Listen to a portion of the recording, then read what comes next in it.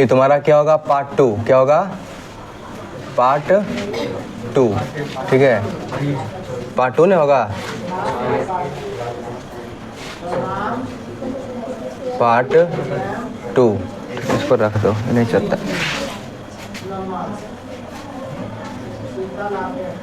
अर्थ व्यवस्था एवं इसके विकास का इतिहास। इसके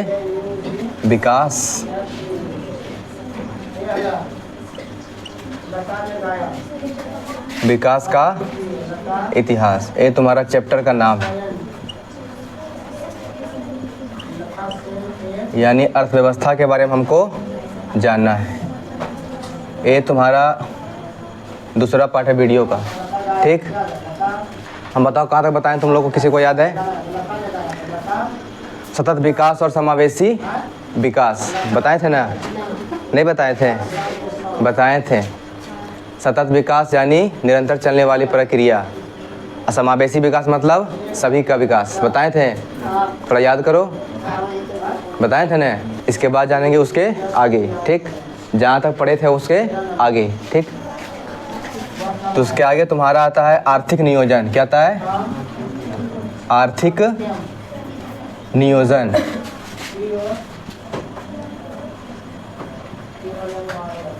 आर्थिक नियोजन। अब देखो, तुम लोग घर में पापा मम्मी कमाते हैं कि नहीं? पापा कमाते हैं ना? तो महीने भर के बाद तुम्हारा क्या होता है, तुम्हारे घर में सैलरी आता है, तो तुम्हारे पापा क्या बोलते होंगे, किस पैसा को कहाँ कहाँ खर्च करना है और कितना कितना खर्च करना है। तो तुम्हारा क्या बना रहे हैं, वो प्लान बना रहे हैं। क्या बना रहे हैं? प्लान बना रहे हैं कि तुम्हारा क्या चीज़ लेना है, आटा लेना है, चावल लेना है, साइकिल लेना है, या तुम्हारा मोटरसाइकिल लेना है। बनाते हैं नियोजन के नहीं?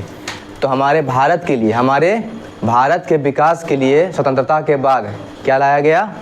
आर्थिक नियोजन। आर्थिक नियोजन, इसको लाया कौन? योजना आयोग। कौन लाया? योजना आयोग। ध्यान रखना। तो पहले किसको बोलेंगे? आर्थिक नियोजन। पहले समझेंगे, ठीक है? तो इसका परिभाषा है देश की प्राथमिकताओं के अनुसार, देश की प्राथमिकताओं के अनुसार, देश की प्राथमिकताओं के अनुसार जो देश का संसाधन होगा, कहाँ का संसाधन? देश की संसाधनों का, देश की संसाधनों का सही विकासात्मक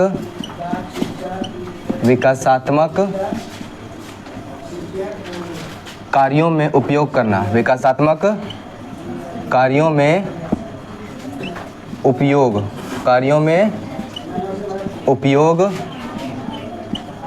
करना ही क्या कहलाएगा? आर्थिक नियोजन। क्या कहलाएगा? आर्थिक नियोजन। ठीक है, आर्थिक नियोजन कहलाता है। आर्थिक नियोजन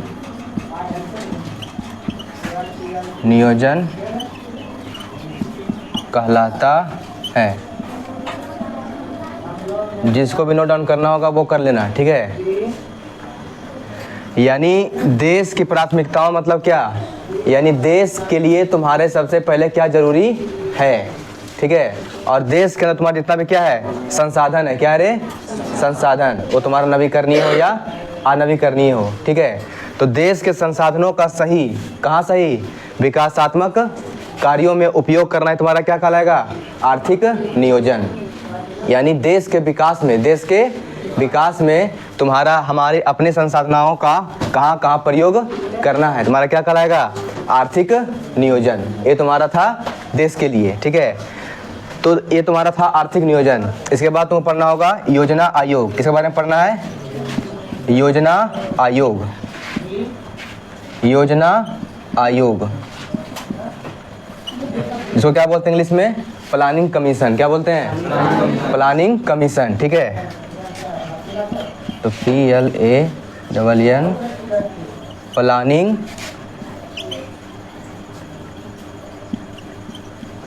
प्लानिंग कमीशन इसको इंग्लिश में बोलते हैं। तो हमारा देश कब हुआ आज़ाद? 1947 में। और हमारा संविधान कब लागू हुआ था? 1950 हुआ था ना, 1950 को। तो संविधान लागू होने के बाद 1 साल के बाद, कब? 1951 में। 1951 में तुम्हारा एक योजना को गठन किया गया जिसका क्या नाम था? योजना आयोग। क्या नाम था इसका? योजना आयोग। क्यों किया गया?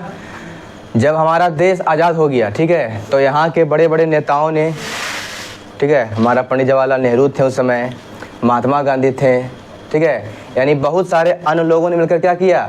देश के विकास को करने के लिए, देश के विकास को सही तरीके से उसके पटरी पर लाने के लिए एक तुम्हारा बनाया, क्या बनाया? प्लानिंग कमीशन लाया। क्या लाया?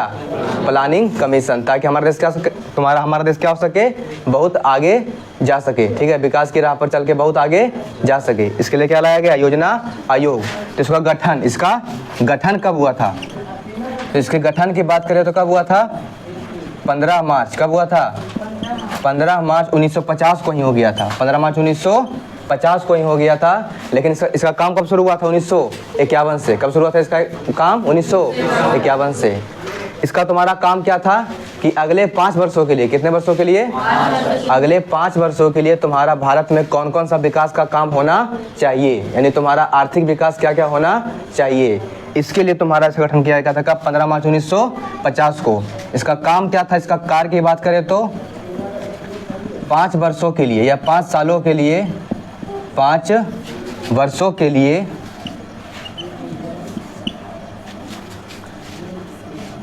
आर्थिक विकास हेतु, कैसा विकास? आर्थिक विकास, आर्थिक विकास हेतु योजना बनाना, आर्थिक विकास हेतु योजना का निर्माण करना, योजना बनाना। और तुम्हारा निर्णय लिया गया कि जो तुम्हारा भारत का कौन होगा? प्रधानमंत्री। कौन? भारत के प्रधानमंत्री, वही क्या होगा? इस आयोग का अध्यक्ष होगा। क्या होगा? इसका अध्यक्ष होगा। तो अब बताओ तुम लोग कि भारत के प्रथम योजना आयोग का अध्यक्ष कौन रहा होगा? थोड़ा सोचो। अरे भारत के प्रथम पीएम कौन थे? पंडित जवाहरलाल नेहरू। जो पीएम होगा वही तुम्हारा क्या होगा? इसका अध्यक्ष होगा। यदि पूछेंगे अभी कौन है इसका अध्यक्ष, तो क्या बोलेगा? नरेंद्र मोदी। कौन है? नरेंद्र मोदी। बस समझ में आया? जो पीएम होते हैं भारत का वही तुम्हारे क्या होंगे? योजना आयोग का अध्यक्ष होता है। ये तुम्हारा निर्णय लिया गया। तो इसके प्रथम अध्यक्ष की बात करेंगे। इसका प्रथम अध्यक्ष कौन था? पंडित जवाहरलाल नेहरू। पंडित जवाहरलाल नेहरू। यानी अध्यक्ष कौन होगा? भारत के प्रधानमंत्री। भारत के प्रधानमंत्री इसके अध्यक्ष होंगे। प्रधानमंत्री। यदि इसका वर्तमान में इसका अध्यक्ष कौन है? वर्तमान में इसका अध्यक्ष कौन है रे? हाँ, वर्तमान अध्यक्ष श्री नरेंद्र मोदी।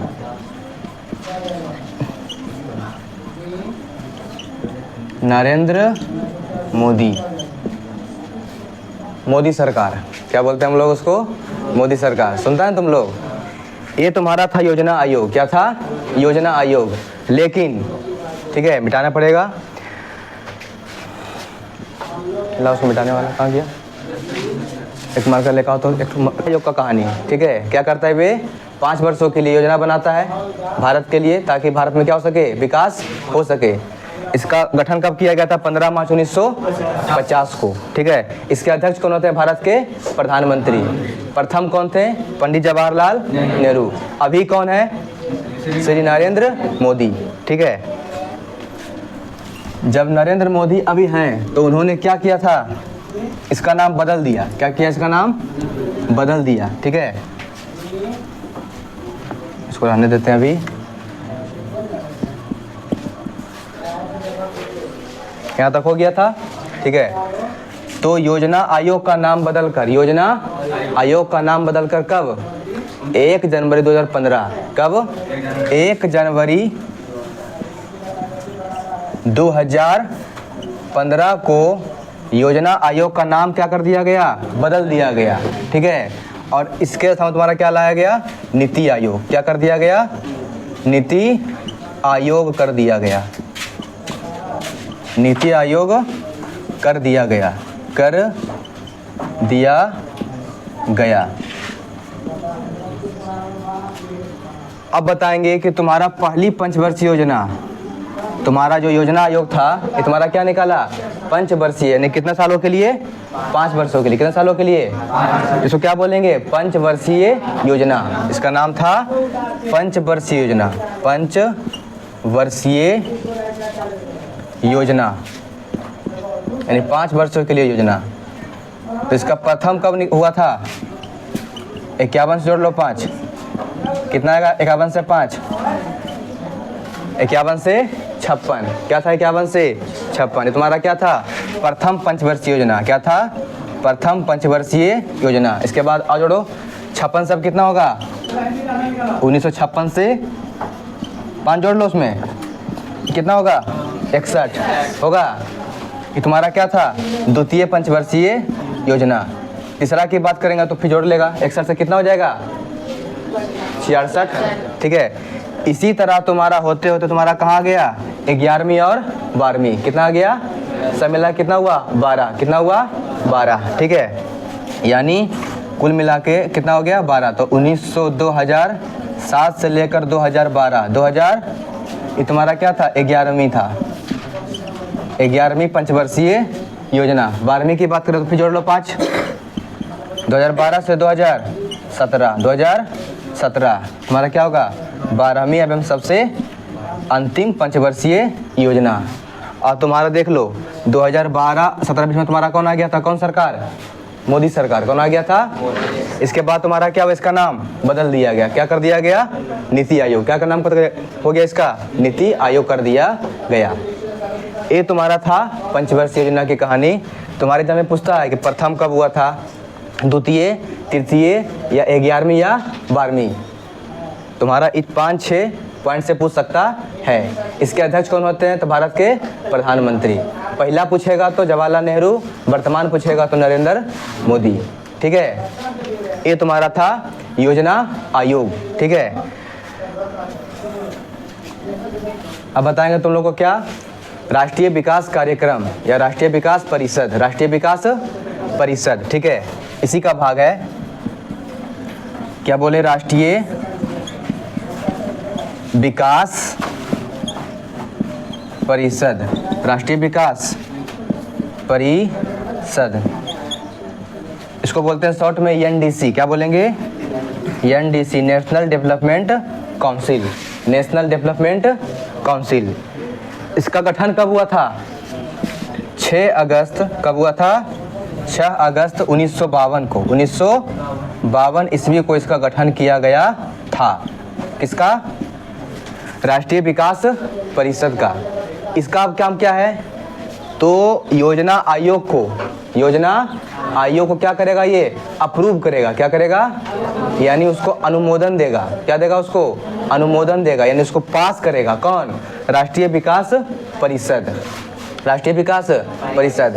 इसका काम, मेन काम क्या है, तो केंद्र एवं राज्यों के बीच, क्या इसका मेन काम है, केंद्र सरकार एवं राज्य सरकार, केंद्र एवं राज्यों के बीच के तालमेल को बनाए रखना, बीच के तालमेल को बनाए रखना, तालमेल को बनाए रखना। किसका काम है, राष्ट्रीय विकास परिषद का। हम बोल सकते हैं, यानी तुम्हारा केंद्र सरकार में कौन कौन, प्रधानमंत्री, राष्ट्रपति, और तुम्हारा राज्य सरकार में कौन, राज्यपाल बोल सकता है, या मेन तुम्हारा कौन है, मुख्यमंत्री, कौन है, मुख्यमंत्री। यदि तुम्हारा योजना आयोग तुम्हारा कोई योजना निकाला, कितने वर्षों के लिए, 5 वर्षों के लिए, कितने वर्षों के लिए, 5 वर्षों के लिए, ठीक है। तो तुम जानता होगा तुम्हारा भारत में कितने राज्य हैं, यूटी कितना है, 8, कितना है, 8 हमारा केंद्र शासित प्रदेश है, 28 तुम्हारा क्या है, राज्य है। तो जरूरी नहीं है कि सब तुम्हारा मुख्यमंत्री इसका बात मान ले, किसका बात, केंद्र सरकार का बात मान ले, होता है कि नहीं। मान लो तुम्हारा 28 राज्य में 15 राज्य में तुम्हारा क्या है, बीजेपी का पार्टी का सरकार है, भारतीय जनता पार्टी का सरकार है। 16वां का नहीं है, तो क्या बोलेगा, आपका हम योजना को नहीं क्या करेंगे, अपने राज्य में लागू नहीं करेंगे। तो क्या करेगा, इसी में तालमेल बैठाने के लिए, इसी को समझाने के लिए कि योजना क्या है, कितना फ़ायदेमंद है या नहीं, किसका काम है, राष्ट्रीय विकास परिषद का। यानी हम बोल सकते हैं केंद्र सरकार एवं राज्य सरकार के बीच में तुम्हारा कौन काम करता है, राष्ट्रीय विकास परिषद। ठीक है, ध्यान रखना। ये क्या करता है, जो इसके सदस्य होते हैं कौन होते हैं, राज्यों के मुख्यमंत्री। कौन होते हैं, राज्यों के मुख्यमंत्री क्या होते हैं, इनके सदस्य होते हैं। किनके, राष्ट्रीय विकास परिषद का। गठन कब हुआ था इसका, 6 अगस्त 1952 को। ठीक है, तो इसका मेन काम बोलेंगे तो योजना आयोग को, किसको रे, योजना आयोग को क्या करेगा, अनुमोदित करता है, यानी अप्रूव करेगा। क्या करेगा, अप्रूव। अप्रूव मतलब होता है अनुमोदन करना, अनुमोदित करता है कौन, राष्ट्रीय विकास परिषद। कब जाके हमारा क्या होता है, हमारा नीति आयोग या योजना आयोग हमारा क्या होता है, सफल हो पाता है। ये तुम्हारा था नीति आयोग, योजना आयोग और तुम्हारा क्या, राष्ट्रीय विकास परिषद। ये तुम्हारा था भारत के संदर्भ में, यानी तुम्हारा भारत में तुम्हारा किस तरह विकास होता है। यहाँ तक किन्हीं को दिक्कत, बोलो छोटू, बोलो रे, दिक्कत है रे, नहीं, मिटा दे इसको।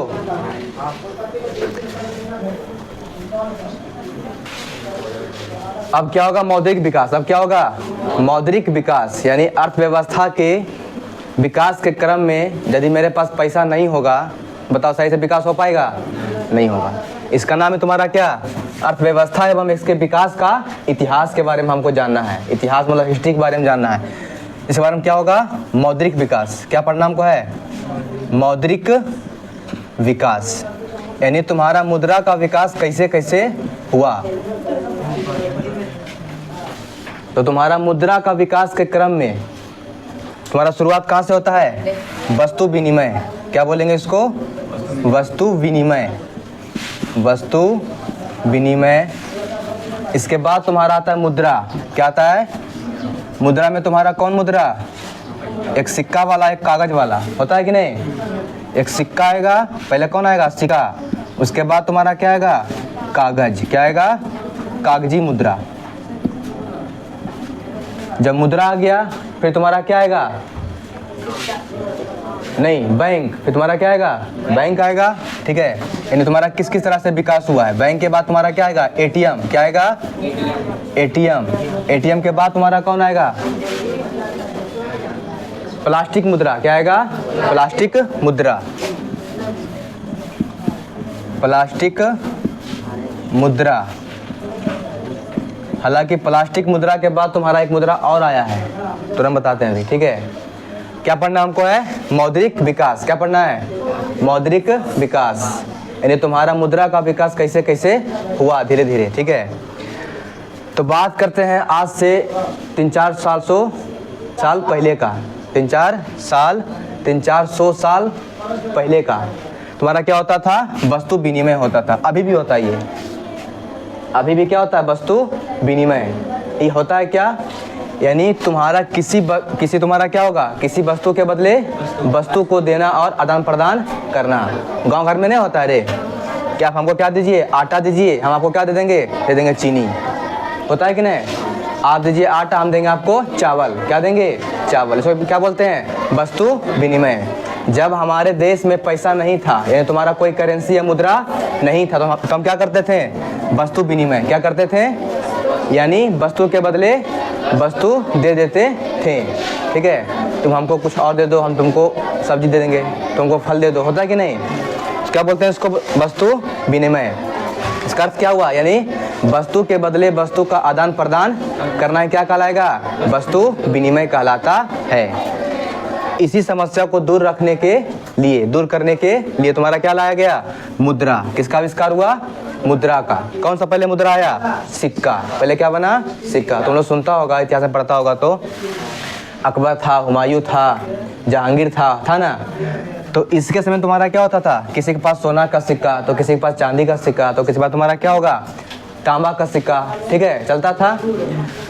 तो जब सिक्का आया तो सिक्का तो आ गया, यानी कुछ हद हमारा क्या हुआ, हमको लाभ मिलना शुरू हो गया, यानी कुछ हमको आसान हो गया था किसी वस्तु को खरीदने के लिए।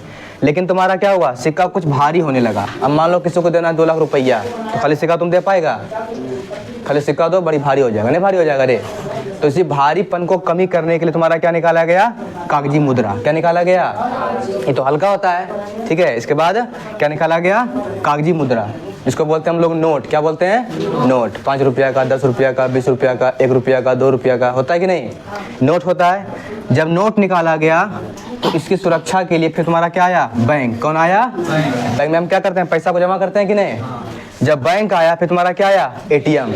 क्या आया, एटीएम का फुल फॉर्म क्या होता है, ऑटोमेटिक टेलर मशीन, यानी इसका हिंदी क्या होगा, स्वचालित टेलर मशीन, ठीक है, ध्यान रखना। इसका फुल फॉर्म तुम्हारा पूछता है एग्जाम में कभी कभी, ठीक है। तो ऑटोमेटिक टेलर और फिर क्या होगा, मशीन, यानी स्वचालित टेलर मशीन। इसका काम तुम्हारा क्या है, 24 घंटा पैसा की निकासी करना। इसके बाद तुम्हारा क्या आया, प्लास्टिक मुद्रा। क्या आया, फिर तुम्हारा कौन कौन, डेबिट कार्ड और क्रेडिट कार्ड, हम सुना है ना, डेबिट कार्ड और क्रेडिट कार्ड। डेबिट कार्ड, कौन कार्ड, डेबिट कार्ड एवं क्रेडिट कार्ड, क्रेडिट कार्ड।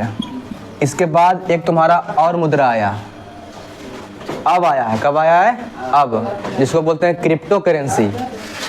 क्या बोलते हैं उसको, क्रिप्टो करेंसी। ये कैसी मुद्रा है, डिजिटल मुद्रा है। कैसे मुद्रा है, डिजिटल मुद्रा है। ना उसको हम छू सकते हैं, ना अपने पास पॉकेट में रख सकते हैं, खाली क्या कर सकते हैं, उसको मोबाइल में देख सकते हैं और उसको कहीं भेज सकते हैं, ट्रांसफ़र कर सकते हैं, बस हमारा उसी से काम होता है कि नहीं। तो क्या बोलते हैं, क्रिप्टो करेंसी, जो तुम्हारे किताब में नहीं दिया हुआ है, नहीं दिया हुआ है तुम्हारा सब कहाँ तक दिया हुआ है, प्लास्टिक मुद्रा। क्यों नहीं दिया हुआ है, क्योंकि तो जो तुम्हारा किताब है बहुत छपा था पहले, जब हमको अभी तक तुम्हारा अपडेट नहीं हुआ है, तो तुम्हारा इसका जिक्र नहीं किया हुआ है। किसका जिक्र नहीं किया हुआ है, क्रिप्टो करेंसी का जिक्र नहीं किया हुआ है।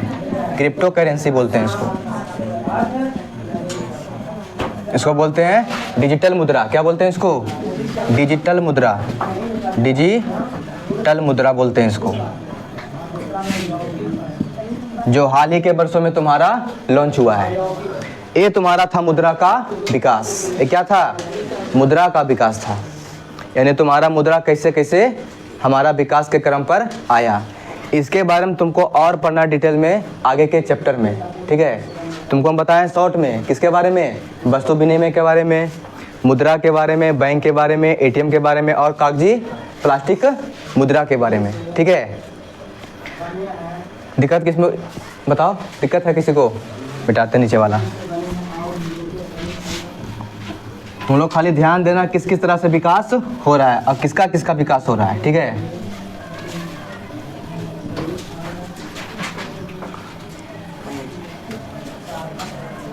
इसको मिटा दें, तो लिख ली।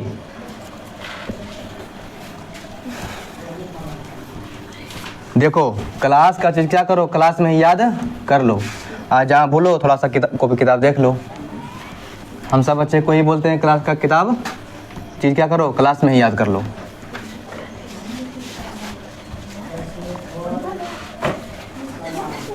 चलो मिट गया। अब तुम्हारा होगा आर्थिक विकास।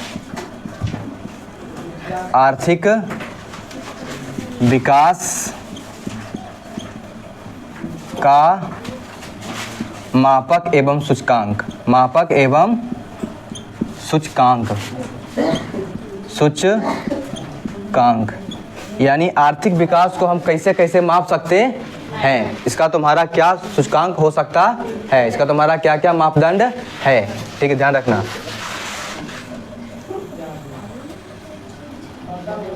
आर्थिक विकास का मापक एवं सूचकांक, तो इसका तुम्हारा मेन रूप से 3-4 आयाम है। किसका, आर्थिक विकास को मापने का, ठीक है। तुम्हारा पहला में आता है राष्ट्रीय आय। क्या आता है, राष्ट्रीय आय, जिसको क्या बोलते हैं इंग्लिश में, नेशनल इनकम। क्या बोलते हैं, नेशनल इनकम, राष्ट्रीय आय। इसके बाद तुम्हारा क्या आएगा? प्रति व्यक्ति आय। क्या आएगा? प्रति व्यक्ति आय। दो याद रखना, प्रति व्यक्ति आय, प्रति व्यक्ति। इसको इंग्लिश में बोलते हैं पर कैपिटा इनकम। क्या बोलते हैं इसको? पर कैपिटा इनकम बोलते हैं, ठीक है। इसके बाद तुम्हारा आता है मानव विकास सूचकांक, मानव विकास सूचकांक।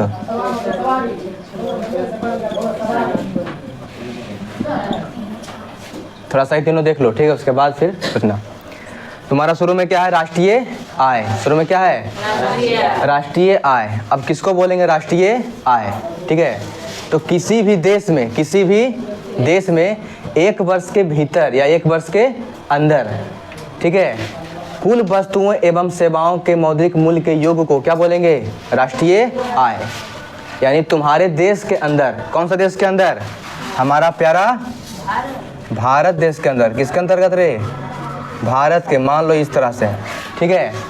हालांकि बना नहीं बढ़िया से, जल्दीबाजी में बना है ना, पता, ठीक है। तो भारत देश के अंदर तुम्हारा कितने वस्तुओं का क्या हुआ? उत्पादन हुआ, और सेवाओं से तुम्हारा कितना आय की प्राप्ति हुई। इसको क्या बोलेंगे? सब जोड़ देंगे तो क्या निकल जाएगा हमारा? राष्ट्रीय आय। क्या निकल जाएगा? राष्ट्रीय आय। तो इसका परिभाषा लिखेंगे हम, किसी देश में एक वर्ष, कितना वर्ष? एक वर्ष के भीतर उत्पादित सभी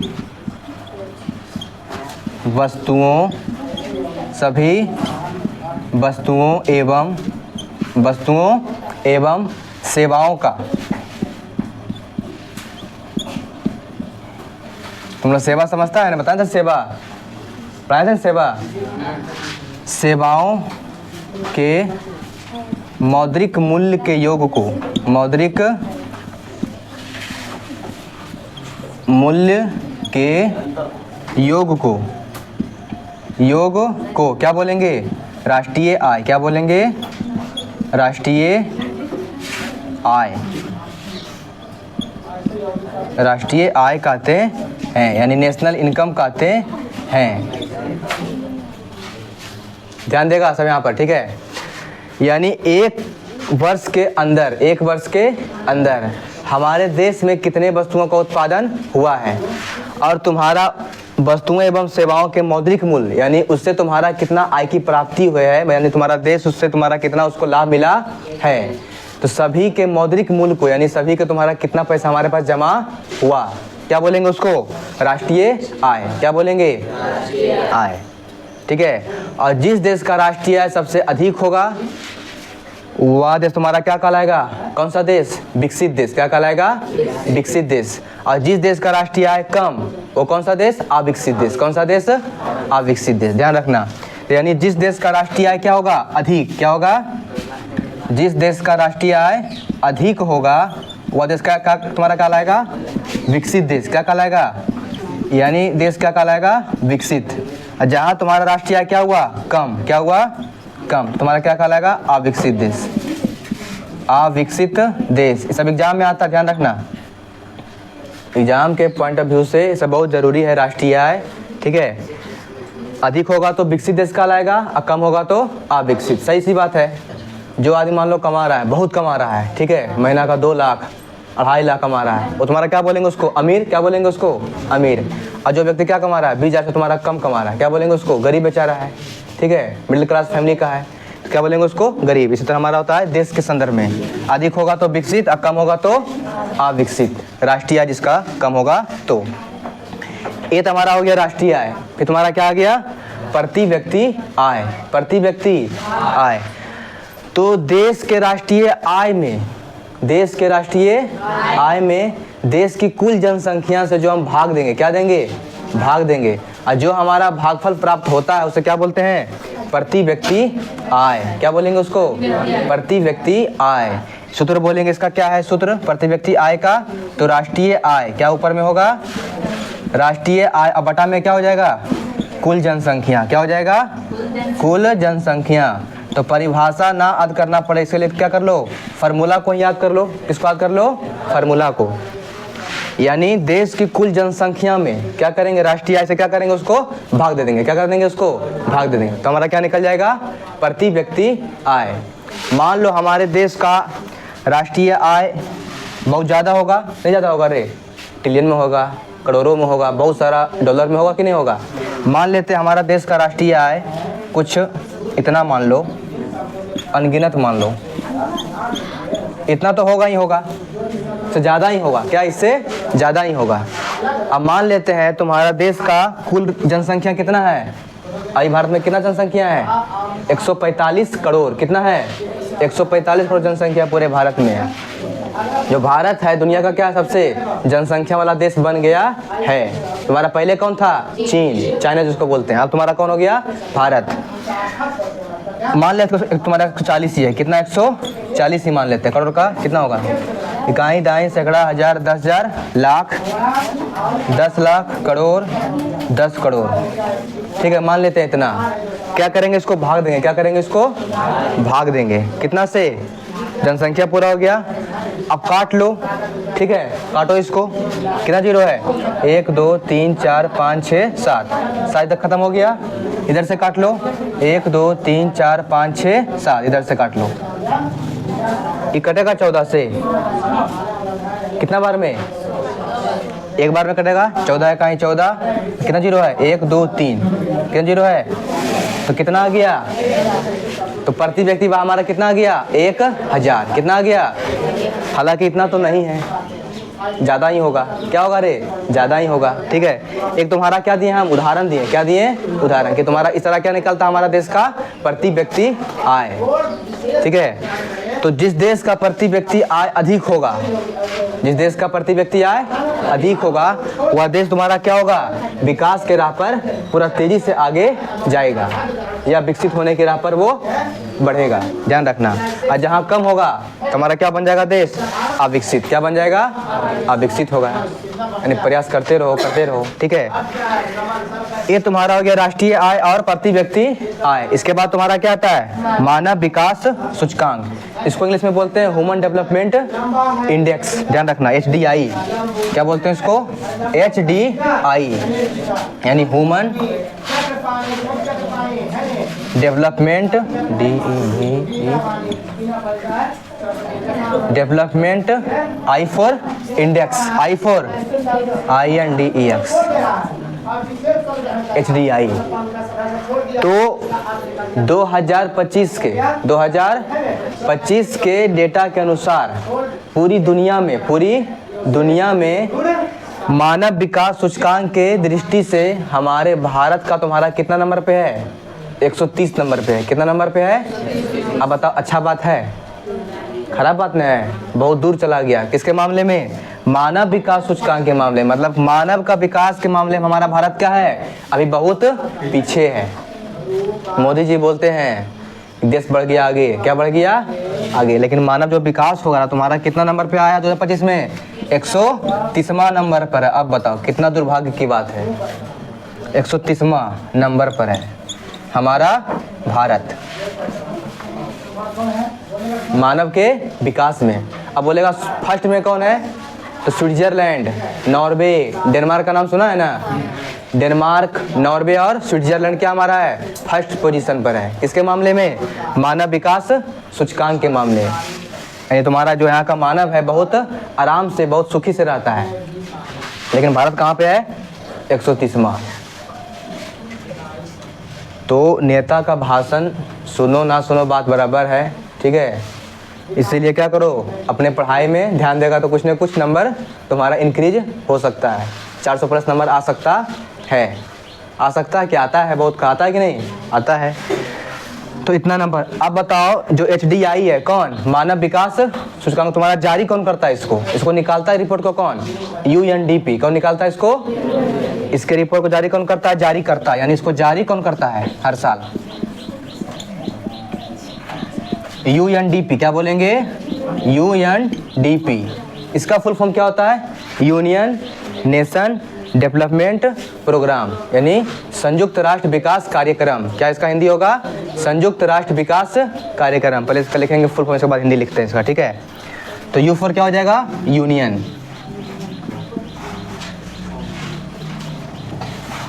यूनियन। N फॉर क्या हो जाएगा? नेशन। और D फॉर डेवलपमेंट। और P for program. P for programme.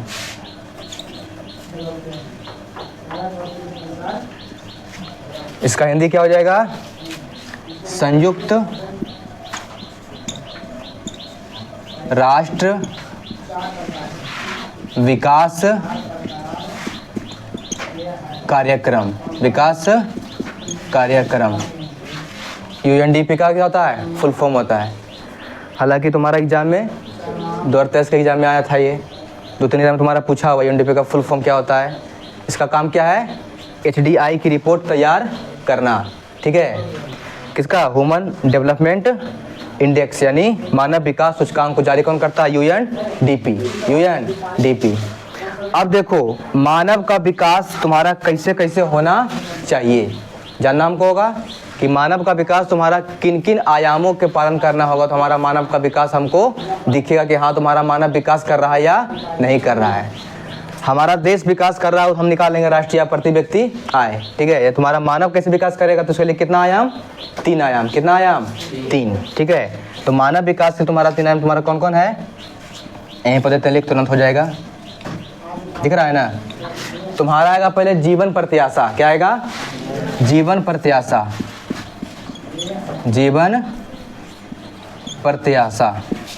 दूसरा आएगा शिक्षा। क्या आएगा? शिक्षा। तीसरा आएगा जीवन स्तर। क्या आएगा?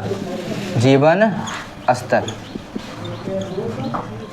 जब बच्चा क्या लेता है? जन्म। क्या लेता है बच्चा? जन्म। तो उसके जन्म से हमारा क्या देखेंगे? उसको जीवन प्रत्याशा देखेंगे, यानी कितने वर्ष तक ये जिंदा रह सकता है। 60 साल, 50 साल, 80 साल, 120 साल। अब 120 भूल जाओ, अब 120 भूल जाओ। अब तुम्हारा कितना हो गया एवरेज? 60 से 70, 60 से 70। जहाँ बीमार हुआ तो पहले निपट जाएगा, ठीक है? क्या बोलते हैं इसको? जीवन प्रत्याशा, यानी किसी भी शिशु जन्म से लेकर उसके जीवन की जो हम कल्पना करते हैं ना कि तुम्हारा कहाँ तक ये जीवित रहेगा, क्या बोलते हैं उसको? जीवन प्रत्याशा। इसके बाद शिक्षा, यानी उसको सही तरीके से शिक्षा मिला है या नहीं मिला है। प्राथमिक शिक्षा मिला है या तुम्हारा उच्च शिक्षा मिला है, क्या बोलेंगे उसको?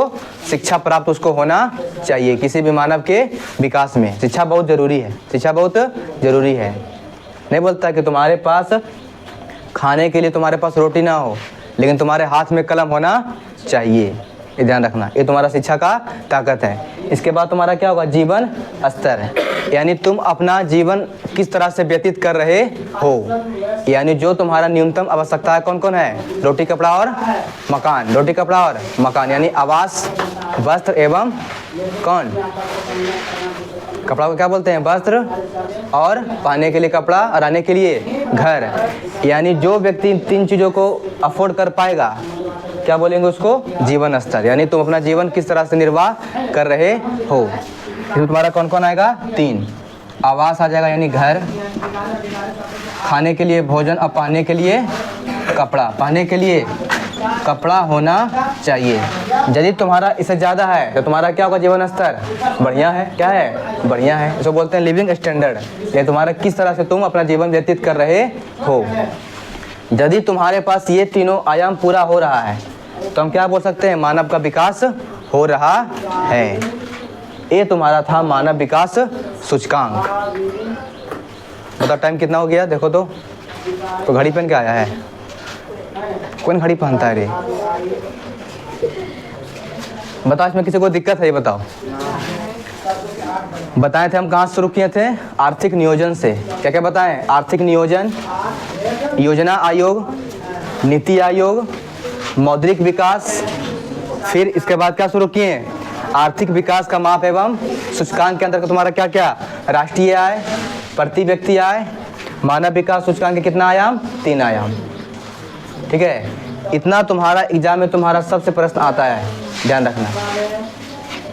पूछेगा प्रति व्यक्ति आय एवं राष्ट्रीय आय में क्या अंतर है, तो लिख देना। इसका परिभाषा ये है, इसका परिभाषा ये है। परिभाषा याद करने का तुम्हारा बेस्ट तरीका क्या है प्रति व्यक्ति आय का, इसका फार्मूला ही याद कर लो। राष्ट्रीय आय में क्या करेंगे, कुल जनसंख्या से भाग दे देंगे, और जो हमारा भागफल आएगा वो हमारा क्या होगा, प्रति व्यक्ति आय कहलाएगा, प्रति व्यक्ति आय कहलाएगा। आज के लिए इतना रहने देते हैं, ठीक है, बाकी नेक्स्ट क्लास में बताया जाएगा। और जो भी ऑनलाइन वाले हैं क्या करेंगे, जो भी देख रहे हैं खाली देखता है टुकुर टुकुर, नहीं रे, क्या करेगा, चैनल को लाइक करके सब्सक्राइब करेगा, और तुम लोग से बोले जो नहीं किया कर लेगा, ठीक है रे।